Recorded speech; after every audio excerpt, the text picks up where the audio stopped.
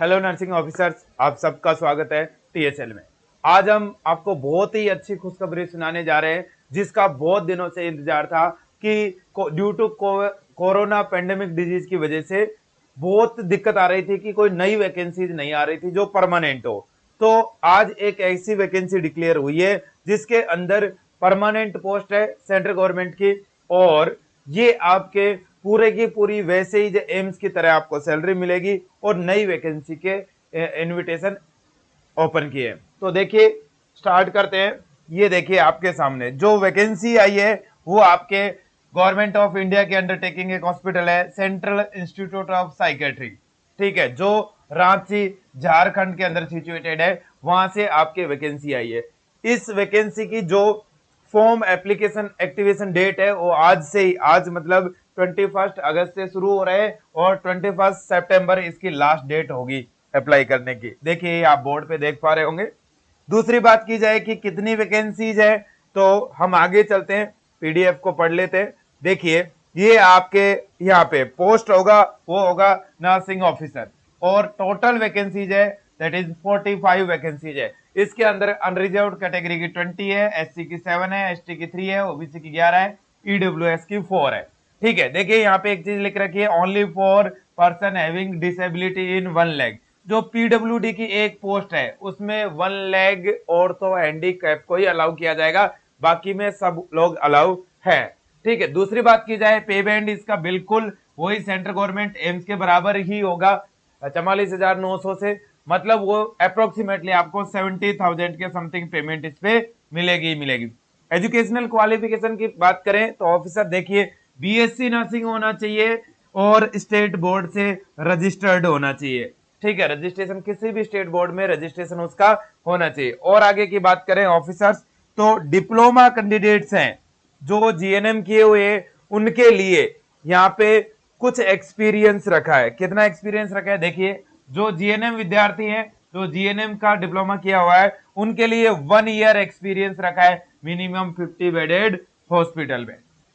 तो ये आपको ध्यान रखना है कि बीएससी वालों से कोई एक्सपीरियंस नहीं रखा है और जीएनएम वालों से 50 बेडेड हॉस्पिटल का 1 ईयर का एक्सपीरियंस यहाँ पे मांगा गया है। एज लिमिट की बात करें तो ऑफिसर ध्यान से समझेंगे कि जनरल कैंडिडेट के लिए 30 एज पर एम्स, जैसे एम्स रखता था वैसे ही रखा है। बाकी एसटी एससी के लिए 35, ओबीसी के लिए 33, फिजिकल हैंडीकैप के लिए 44, और जो आपके एसटी एससी फिजिकल हैंडीकैप्ड है उनके जो भी यहाँ पे लिख रखी है उसके हिसाब से। आगे की बात की जाए कि एग्जाम होगा क्या, इंटरव्यू होगा क्या, तो इसके रिगार्डिंग भी देखिए क्लियरली इंस्ट्रक्शंस यहाँ पे दे रखे हैं, क्लियरली इंस्ट्रक्शन दे रखे हैं कि यहाँ पे जो मेरिट बनाई जाएगी वो रिटन एग्जाम के बिहाफ पे बनाई जाएगी। उस रिटन एग्जाम में 50 मल्टीपल चॉइस क्वेश्चन होंगे 1 आवर के अंदर, 50 क्वेश्चन 1 आवर के अंदर होंगे। लेटर जो भी इंफॉर्मेशन मिलेगी उसके बिहाफ पे, और हम आपको वीडियो बना देंगे कि इस 50 क्वेश्चन में से भी कितनी नेगेटिव रहने वाली है, क्या इसका पैटर्न रहने वाला है, सारी चीजें। स्किल टेस्ट भी यहाँ पे लिखा हुआ है, बट आपको डरने की जरूरत नहीं है officer, skill test nursing officer के लिए एप्लीकेबल यहाँ पे नहीं है, क्योंकि किस कौन सी पोस्ट के लिए है, जो निडल वुमन है इनके लिए, टेलर है, कुक है, इनके लिए स्किल टेस्ट अवेलेबल की जरूरी है, बाकी किसी के लिए भी स्किल टेस्ट जरूरी नहीं है। आगे की सीरीज पे चलें, आगे के स्टेप पे चलें तो ये स्किल टेस्ट का क्या क्या होना चाहिए वो यहाँ पे बताया हुआ है। नेक्स्ट, मेरिट लिस्ट कैसे बनाई जाएगी, merit list based on the written examination ही बनाई जाएगी, कोई इंटरव्यू का लफड़ा नहीं है, कोई कुछ भी ऐसा और कोई लफड़ा इसके अंदर नहीं है। आगे की बात करते हैं ऑफिसर कि इसके अंदर जो आपके लेटेस्ट ओबीसी या ईडब्ल्यूएस सर्टिफिकेट होना चाहिए वो तो होना ही चाहिए। कहां से अप्लाई करना है तो देखिए ये वेबसाइट है CIP Ranchi.nic.in, इस पे 21 सितंबर से पहले पहले आपको अप्लाई करना है। और आगे की बात करें कि किसी भी तरह की हार्ड कॉपी आपको नहीं भेजनी है, किसी भी तरह की हार्ड कॉपी वहां पे नहीं भेजनी है, क्लियर कट मेंशन किया है।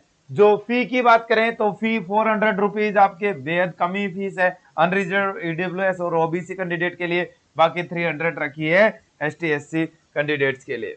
ठीक है, आगे की बात और किया जाए तो ये आपके पूरा का पूरा इलेक्ट्रॉनिक मीडियम से ही फॉर्म आपको अप्लाई करना है, और ये आपके आज की डेट से एप्लीकेबल है। जब एग्जाम देने जाएं तो ब्लैक और ब्लू बॉल पॉइंट पेन आप ले जा सकते हो। ये कुछ इंस्ट्रक्शंस हैं। तो उम्मीद करता हूं कि आप इस एग्जाम को सीरियसली लेंगे, क्योंकि इसने 1 ही महीने का टाइम दिया है। सेंट्रल गवर्नमेंट का एग्जाम है। जब तक कहीं ना लगे तब तक कितनी भी दूर हो आपको ज्वाइन करना चाहिए। और मैं उम्मीद करता हूं कि इसके लिए आप बहुत अच्छी तरीके से पढ़ोगे। और भी कोई डाउट होता है तो कमेंट सेक्शन में जरूर बताएं। मैं आपको उस डाउट को सॉल्व करने के लिए एक और वीडियो इसके ऊपर बनाऊंगा। आज के लिए इतना ही। Thank you so much. जय हिंद, जय भारत।